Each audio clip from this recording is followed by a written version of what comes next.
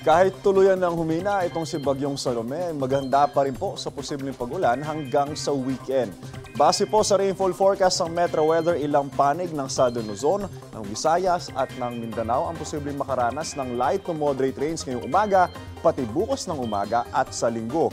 Mas marami ng lugar kasama ang Metro Manila ang uulanin sa bandang hapon o gabi sa loob ng 3 araw, mga kapuso. Posible po ang heavy to intense rains na maaaring magdulot ng baha o kaya naman ng landslide. Sa ngayon, ITCZ o yung Intertropical Convergence Zone, ito po yung pagsasalubong ng hangin mula sa northern pati na rin po sa Southern Hemisphere ang magpapaulan sa Palawan, sa Negros Island at sa Mindanao. Mainit na easterlies naman ang umiral sa Aurora, Quezon at Camarines Norte. At shearline naman po o yung salubungan ng malamig na northeasterly wind flow at ng easterlies ang magbubuhos ng ulan sa Batanes pati na rin po sa Babuyan Islands. Mas makaasa po tayo ng mas maayos sa panahon dito sa Metro Manila at ilang pang panig bansa. Pero mga kapuso, take note, posible pa rin po yung mga local thunderstorm. Paalala po, stay safe and stay updated. Happy Friday po sa ating lahat. Ako po si Anjo Pertiera.